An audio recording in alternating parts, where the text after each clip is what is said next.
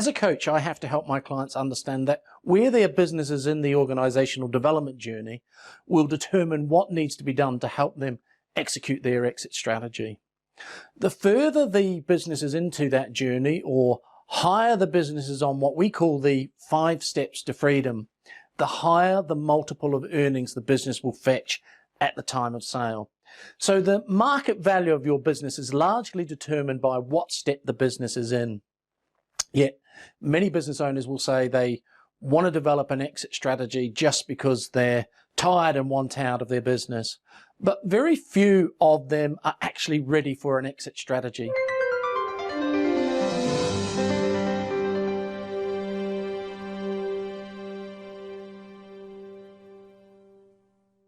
A comprehensive exit strategy boils down to a simple mathematical model we call the value equation.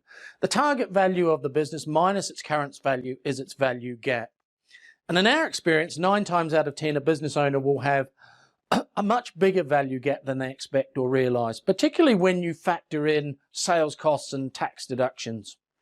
Welcome to Summit Scale, where entrepreneurial business owners come to learn how to grow their small businesses into mid-sized companies. Some business owners, whilst still at step 1, the creation step, realize how challenging it is to come up with a business model that's really viable and makes money, so they decide they just want out. Some at the step 2, the chaos step, are bleeding cash and have run out of access to working capital before they become profitable, and they try and find a way to exit. But no one in their right mind will buy a business at either the creation or chaos steps. And then you have a smaller group of business owners that have made it to the control step, or even to the prosperity step. They've made good money, but they're tired and they're ready to move on. So our first step, if an owner wants to execute a comprehensive exit strategy, we have to identify what their goals are.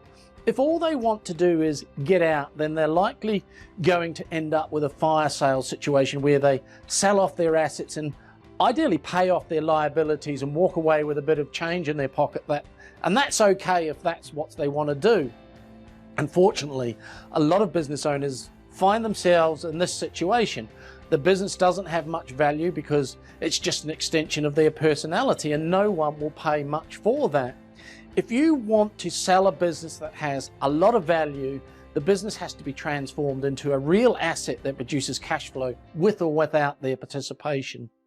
That means growing into a step 5 freedom business, and that's what people will pay for. So let me explain this a little bit more. If you're selling a business which is cash flow positive, but the owner is working 60 to 80 hours a week, well, the business is at the control step, step 3 of the 5 steps of freedom, but you're basically selling a job. Any buyer will have to come in and work in that business like a day job, or employ someone to do it for them. And for that reason, a business at the control step is going to be worth much less than a business in the prosperity and freedom steps. However, there are a certain kind of buyers that will happily buy a business that is at the control step.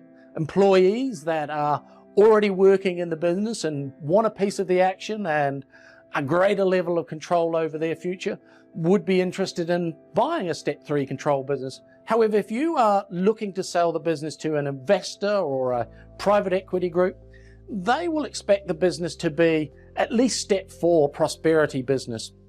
Most investors or private equity groups will insist on being involved, to some extent lead in the business, either in upper management level or at board level, from which they can supervise upper management. However, some investors or private equity groups won't want much involvement at all, and so for them the business will have to be a step 5 freedom business. They want to be totally free from all managerial obligations. So you're not going to get a lot of money for a business at the control step where all you have to offer is positive cash flow in exchange for a full-time job running the business, because it's essentially just a job for them to buy. But you are going to get a lot more money for it is a business that has generated a lot of free cash flow with little or no involvement required by the business owner. Any broker or business transfer professional will confirm that a business with strong cash flow and little or no participation required by the business owner will command a very high sales price. And the higher the business is on the 5 steps to freedom, the higher the multiple of earnings the business will fetch at the time of sale. So what's the key to building a business to sell? Create a business that can thrive without you. And that requires an organizational plan and a leadership development plan. But I'll save those topics for another time. I'm Shane Spears of Summit Scale. See you next time.